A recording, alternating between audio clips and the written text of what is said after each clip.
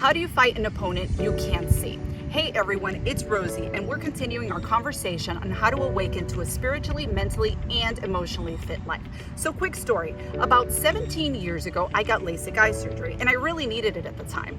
And after the surgery, I had 20/20 vision. I'm talking crispy clear vision for what seemed like miles, right?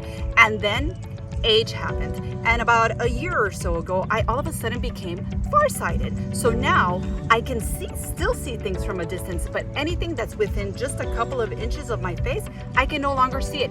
And it's so frustrating, right? Because logically that doesn't make sense. The closer something is, the less I can see it. So take this paper, for instance, right?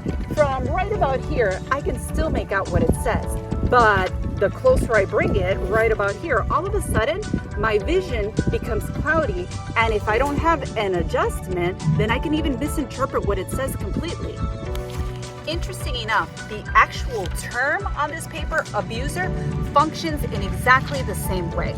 So say for instance, you have a friend who's in some sort of an abusive relationship. You could probably call that out from a mile away. But if it began to happen to you and it was a personal thing, it would become much harder for you to label it as it is, abuse, which is the same reason why so many people stay in abusive relationships to begin with, because they can't see it.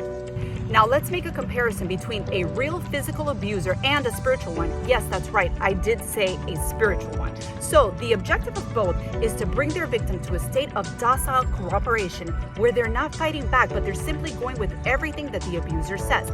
The tactic never changes. It involves manipulation, fear, confusion, degrading their victim, isolating their victim, because this is the surefire formula to bring any victim to spiritual, mental, physical, and emotional exhaustion. Because when you're exhausted, you can't fight back and you just submit to the power that's overtaking you.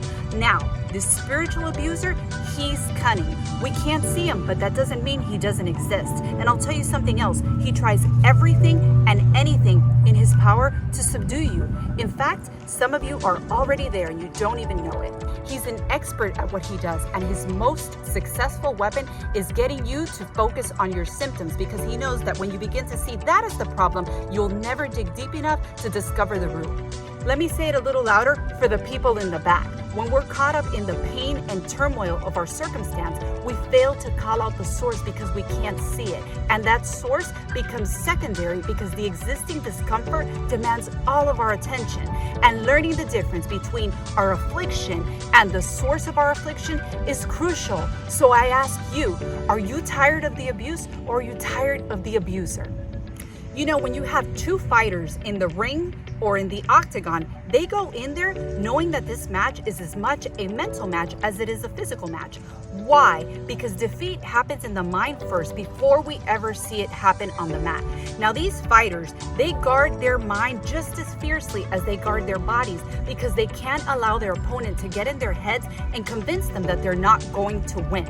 No matter how many blows, hits, chokeholds are coming their way, they're keenly aware that they can't focus on the pain that they're experiencing, but rather on their strategy to take out the source. So I ask you today, are you okay allowing guilt, shame, grudges, fear, depression, anger, childhood abuse to keep running you, or whatever it is, because it goes by different names? Just like the two fighters, we can no longer be consumed with our present discomfort, and instead we have to develop our strategy, adjusting our vision, and recognizing that the oppression will continue so long as we continue to tolerate the oppressor, and the abuse will continue so long as we continue to tolerate the abuser. So we're going to make an adjustment, dig deep for the source of our pain, confront it, and disempower it, because unless we call it out by name, it'll continue to hide. And this can be pretty scary for some of us to do, because we're exposing wounds that never healed properly.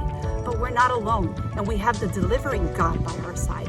And part of awakening is not accepting the garbage anymore and enduring the short-term pain while we deal with our deep-rooted issues in exchange for the long-term benefits.